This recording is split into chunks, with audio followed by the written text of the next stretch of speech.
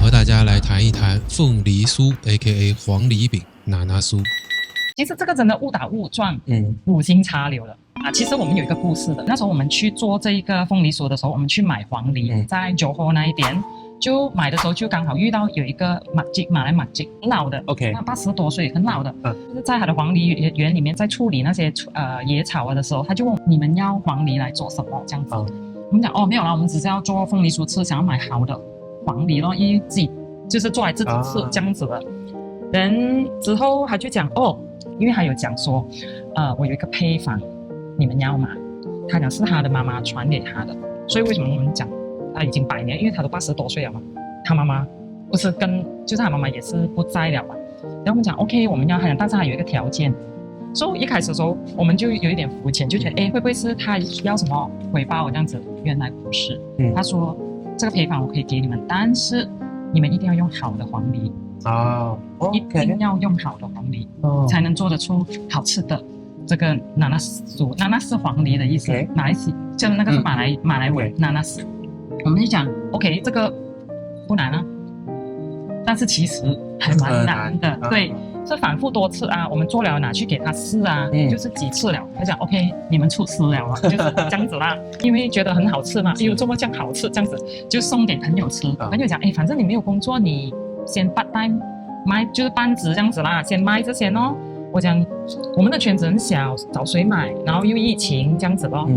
他讲 OK 的，他讲会有人买的，这样好吃。结果朋友介绍朋友，我们就这样开始了。它都是一系列偶然的推动，但我觉得有一些是必然，就是用好料，然后把东西做好吃了，所以自然你看就会有更多的人会过来嘛。就这个是我们对 Majid 的那个安迪啦，我们叫 Majid 的一道承诺。所以为什么一道这个名字就这样子来？是这样的，是吧？对，然后一道还有另外一个寓意就是一起，我们夫妻一起创业。这位马金现在怎么样？1年之后我们去找他，他已经离开了。它的甜是很克制的，你要回味才会有一点甜。对，酸的很明显，就是凤梨的颗粒感、纤维都是很明显。然后这个大小呢刚刚好，就是一口，不允许你分开吃，也不会掉渣，所有的渣都在口腔里。现在转成美食频道了，来试一下。夫妻档快问快答，我们问一下有关产品的一些问题。黄梨现心的本身，除了这个黄梨还有糖，还有一些什么其他成分吗？我们的是纯黄，我们是纯黄梨。OK， 所以你等一下吃的时候，你就会吃得出那个黄梨的清新香味。这个馅料看上去很粘稠，是有加了淀粉、薯粉去把它调稠吗？没有。也没有，哇，纯黄。那熬制这样一锅酱大概要多久？6个小时左右。然后第二部分是关于饼皮的问题。市面上我有去看很多品牌的饼皮的成分，很多都是用到了酥油，人工的这种人工氢化植物油。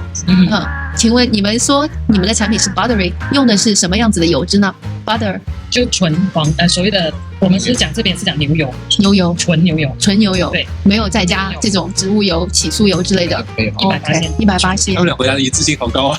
一起点头一起。是，那我更加放心了。我和好的这样一个的面皮，它也是需要时间去发酵，还是说是混合醒面？这个时间会很久吗？我们大概是1天左右这样子，但是其实2个小时就 OK 了。2个小时，2个小时，但是我们放到1天。发现它真的是非常的酥滑，几乎不像我自己在家里乱做的时候，感觉我是能成团的。它是非常的，这样一捏它就变渣了。所以你难度就在这边。OK， 明白。所以我该解释的就是需要做成球形，它才可以拖得起整个都才会成型。如果做成外面看那种卷型的呢，它会塌。明白。那请问你们产品里面会放防腐剂吗？没有，也没有。你们的产品就是凤梨酥，它是能够保质期是多久呢？可以存多久？像这种罐装，通常我们会 advise 顾客3个礼拜到4个礼拜就吃完。我们有2-3个朋友吃过你们家产品，跟我们反馈说，你们家产品买回去放1周以后，味道更棒因为它可以有。当我们做完了之后，饼皮进去烤炉烤出来之后呢，它是属于酥脆的，但隔了2到3天之后，它会回油，它就变得比较绵密一点，绵密一点，然后它的奶油味会更浓郁。很多人就讲，你看我们年纪大了，高血糖、高血压，我就要尽量少吃这些东西。所以你的产品会碰到顾客这样的困扰吗？不会，为什么？就是跟了我很多年的顾客，他们知道我们的做法，就是他们也吃过这个品牌的初心，像讲除了好食材，我们是以健康，是因为每一批我们拿到的那个黄梨，它的成熟度不一样，很好玩，他们会知道，哎，为什么这次批酸一点点？肯定是原料不一样而已。因为那个糖我们放很少很少，就是低糖，我不会讲说完全没有放糖，那是不可能的啊，是低糖。我觉得这个做牛油饼啊、凤梨酥啊、南瓜酥啊，有很多家嘛，太多了。对，很多，对，会有各个流派，太多了。最大的差别是什么？别人一吃到你就会说，哎，这是一道的，不一样的，或你希望的差别又是什么？其实这个我真的不知道要怎样回答嘞。对于我来说啦，我个人的喜好是我吃东西是比较喜欢有层次感，所以我觉得说我们的南瓜酥的特别之处就是它比较有层次感，就是说当你第一口放进去的时候，它是酥脆的，然后你可以吃到牛油的香味，然后之后呢，你在咀嚼的时候，你才可以吃到黄梨的果香味，之后呢才是两个的结合。完了，我的口水已经出来了。这个是我本身的一个体验我觉得说吃东西有层次感，就每一口可能就有一个惊喜这样子。而且你讲的是360度的，就是从它的脆咬下去的感觉、香味是咀嚼，对吧？从它用料都有体现到。对，是的。我自己刚刚做出来，我吃的时候，这个配方就是马吉给我的配方，就是酥入口即化，人家所谓的一口酥，我就在这个配方里面吃得到。先吃到那个饼皮的那个牛油香，很 buttery， 牛油香，再慢慢吃下去，就吃得到黄梨的那个清新的味道。但是很多时候我在外面买，我吃不到。我们这个南瓜酥呢，它的比例，馅料跟外皮的比例或者外皮的酥脆度，都是经过很多次的调整，才达到这个我们认为是比较大众化的，就是说大家都能够接受的一个比例。也就是说，别人如果也用好料来，一样的也想做，就未必会做得来，是吗？意思是？这个我就没办法说些什么，但是这个是我们通过非常长的一段时间，市场的就是顾客的一个反馈，所以我们不断的做调整到最后才有这个成品。分别在哪里？其实我觉得只要外面的商家他们有真的是自己炒的话，其实分别不会太大了。你可以吃得到，是因为人家吃得到我们真正是自己炒的黄梨馅料，你吃得到那个纤维，吃得到那个果肉。就外面就是为什么我可以这样讲嘛，就90%的南瓜酥并不是做成，并不是指形状而是说并不是用最用心的用料、最好的制作把它呈现出来的。什么原因呢？你觉得？其实我觉得主要的原因是因为确实非常的费时。对，因为从黄梨回来，就是采购黄梨回来，然后你要开始削皮，你要开始切，然后要开始打碎。你们从头都是开始自己做是吧？把它采购回来。是。然后要自己煮，就是炒那个黄梨馅。我们那边是说煮，就是炒的意思。之后呢，就要做饼皮，然后每一颗都要量馅、量皮，然后再包了之后又要塑成圆形，然后之后后续的比如说烤进罐子这个是一个很漫长、非常花时间的一个过程。所以我觉得能够真正坚持或者能够真正做到100%都是自己纯手工做的是不容易。我们也创业嘛，对，所以我知道说要做的好吃，最简单的道理也最容易执行的，你就是要用好料。对，这个就好了一半了，就成功一半了。好的材料就成功一半了，真的。但是有个很大的问题，就这样来讲，成本一定很高。对，白应你的人会变少，或者你的客户群一开始会变得很小，就不多了，因为他们会觉得，他们又没有吃过嘛，然后他们会觉得，就是卖到比外面来的贵。对，有但是我没有办法因为成本那个价格不是我去定的。会不会觉得说，那些卖的比我便宜的，但是生意却比我好，你会觉得他并不 deserve， 或者你觉得不会，我不会这样觉得的，因为一分钱一分货。对，我永远相信。更多人爱吃他的呀，他在 business 上有可能更加成功啊。没关系啊，我还是坚持觉得说，这个东西是我一开始就想要这样子，我想要把好吃的东西，带给顾客这样子。就这个事情从来没有变过，这个东西从来没有变过，这个东西我是要坚持的。我是很想要赚钱啊，我不是那种说哇我不要赚钱，没有啊，我还是要赚钱，但是赚钱的那个什么，同时，我自己也不会有成就感的，你知道吗？它生产的周期好像很长哦，我听说从黄梨开始处理到真的做出来可能要几天几夜，不知道是这样吗？是要相当长的、相当长的时间，所以因为我们都是批量做，所以就是单黄梨可能就要处理2-3天，然后饼皮包，然后又要。我听说也是哦，因为我们有个朋友，他妈妈自己做啊，就是说做了3天3夜，我有点不敢相信哦。是，真的是很费工啊，很费对，很费时很费工，所以很多人就觉得说可能我就某个部分可以用比较快的方式来做，还是所以这也是原因哈。我选你原先都是白领对不对？你之前告诉我工作了13年的时间，就那一间公司，但前后的话，从20岁开始到现在20年，20年工作了20年。你先生也是这样吗？也是出去了工作？他本身是一名 chartered accountant， 就是他是会计师。我们是那种比较喜欢有自己的空间，埋头做，就是研究。做自己的东西，然后要做到极致，那一种，刚好我们2个是这种能量。那你本来是做一些什么样的工作呢 ？marketing， 我是 HR， 你也是 HR 哦，那我们是同行啊。是啊，我也是。好巧，对，本来做此之前，你有这种 skill 吗？你自己会做西点，然后才创业？兴趣。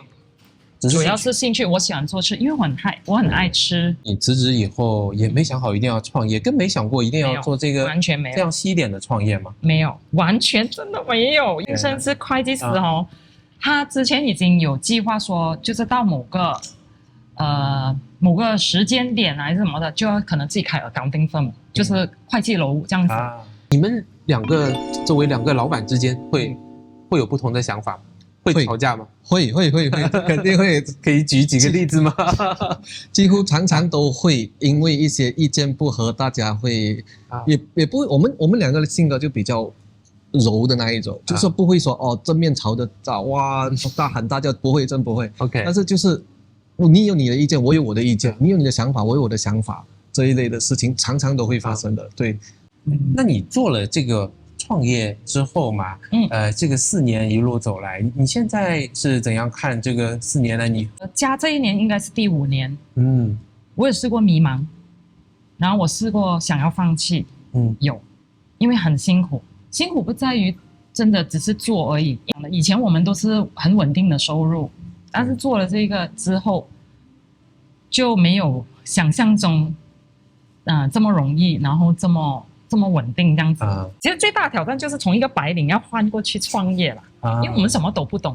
以前在打工的时候，不是黑就是白，不是是就是非，是。但是在创业的时候，不只是是非黑白。然后我们试过迷茫的期间，就是因为顾客，因为我们是像我刚才讲，我们是专精型，顾客有给过很多那种 feedback 反馈呀，我们会想要把它做到更好，满足到全部人，但是其实这个没有办法满足到全部人的，结果反而让一些原本喜欢我们产品的顾客失望，就觉得你们变了对，觉得我没有了初衷了。但印象比较深刻的应该就是在客服那方面，有些时候我的想法就是说我们如果能够做得到的，我们尽量的就满足顾客，但是他的想法就是我们必须要坚持自己的立场，所以常常在这方面会有一些冲突。OK， 那现在解决这个问题吗？现在都听他的，都听他的很好的办法，我也学会了听他的。对，我们就在想不能够因为一点点，然后我们就要改变初衷所以我们一定要坚持自己原本的那个初心。这样因为其实我们一路以来都明白说口味的东西很个人，我们就讲说好了，如果不合口味，那我们就没有缘分咯。现在你们做到第5年嘛，你们的收入有没有超过原先2个人上班工作？也还没有，但是你有信心？你觉得获得感、成就感和原先上班相比，大很多？大多少？大多少啊？这个很难其实工作的时候也是有成就感，但是那个成就感跟现在这个的差别在于，这个是你做出来的东西，你的 baby， 你生出来的。您可以想象3年以后，像这个一道会变成一个什么样的一个企业，什么样的一个品牌呢？你的想象是怎样的？我们一开始的想法就是希望把一道做成一个品牌，就是大马的一个品牌，可以令到尤其是好像外国的游客进到来可以买到的一个品牌，让他们带回去送礼这样子一个想法。为什么是游客进来，你希望他作为礼品带回去呢？因为我听上去就有2个要素，首先他是游客，代表他并不熟悉大马和大马的这个这些美食。是。第二点呢，他要礼品它有个特点，除了好看啊，它还要能够带回去做分享，是吧？是。所以为什么是有这样的一个初心？比如说我们会想，我们去台湾，我们会想到哦，台湾有凤梨酥。比如说朋友去台湾的时候，就会想说，哎，你顺便帮我带几盒凤梨酥回来啊，对吗？或者是去印尼，会有人会想说，哎，你帮我带那种千层糕，对吗？桂拉比在印尼也是很有名的。所以我就想说，哎，马来西亚其实也没有一个非常怎么说呢，就是很著名的一个品牌或者一种当然马来西亚就是当然有榴莲啊，马来西亚榴莲是，还有那些人嘛，但是带不走啊，对，带不走，对，是，所以我就想说，哎，我们可不可以做一个可以让人家带回去，然后就是说以后有人要来马来西亚，亲朋戚友就会跟他说，哎，你帮我带一下一道的产品回来，比如说，哎，一道的拿拿酥回来这样子这个是一开始的初心，就是哇，这非常好啊，可以带走的，可以一道分享的啊，可以这个一起带走，是非常棒，非常棒。所以你看，我们的理念跟你们一样我们是好味好料好方便嘛，你们是可以分享的，可以带去做礼品的大马美食特色美食，也是很方便。对，跟你们一道，一道。好啦，也祝你们成功啊！就是身上看到你们创业的不容易和坚持。是，谢谢你们 ，Thank you，谢谢。好。